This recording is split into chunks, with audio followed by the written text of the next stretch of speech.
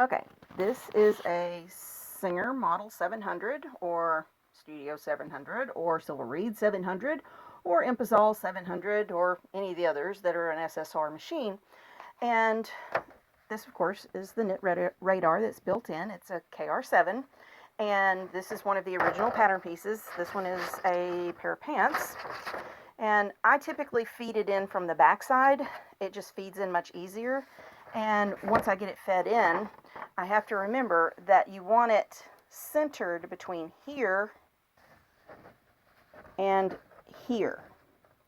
And so the way you center it is you take your pattern piece, and if you're making one on your own, if you're making one that is your own pattern from a sewing pattern, you're going to want to put lines on it somewhere where you can line it up. And it doesn't matter if you're using this line or this line here, as long as you are lining it up before you flip this switch on this side.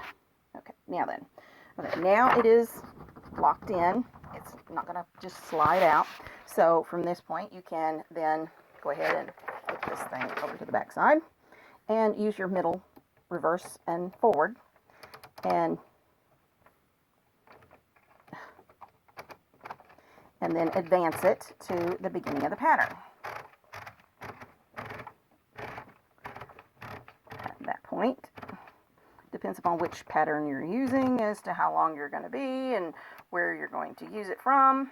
Now, say we had our swatch and it was 30 stitches and 60 rows. Okay, so 30 stitches, you take your scales and you're going to find the number here, not the H number, but the little number there, that's going to correspond with 30. So, I see a 31. There's my 30. Well, it says 29 on that end, but if I take it and flip it around, there's my 30. So at this point, all I have to do is get it slid in here and get it lined up in my center. Now, these patterns have more play than the scales do. The scales will butt totally up against the side and can't go any further. So sometimes you have to play with the scale and hold it and move it back and forth in that little section. You know, it just depends upon what you're doing. Now, for casting on, you're going to end up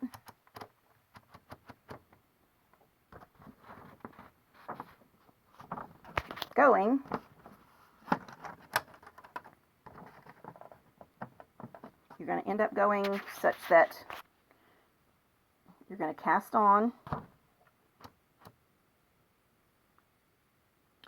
44 right and 44 left.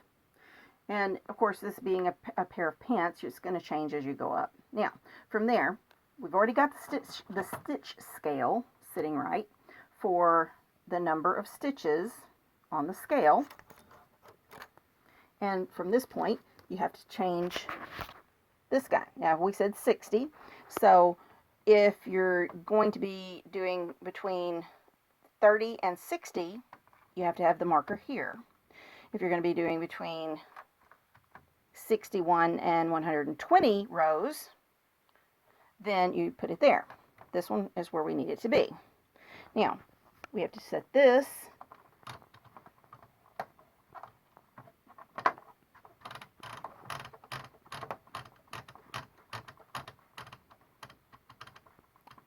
to 60. Okay, so that's set. Lock that in place. So we're starting off. That has to be in place. And that's locked in. This is in place. Now, at this point,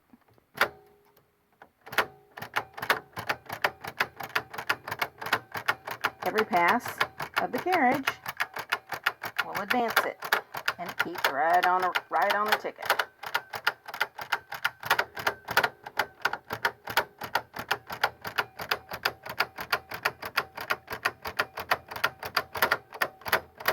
There supposedly are some scales that you can get with the 0 down at this end. I haven't found them. I have asked about them, and I have yet to see them.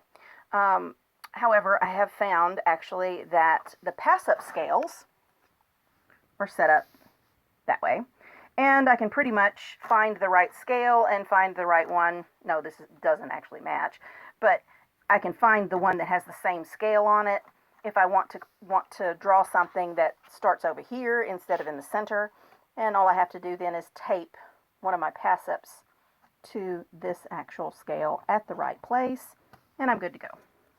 So it just depends. All right. Hopefully that helped you out some on how to set it. And that's it. Thanks.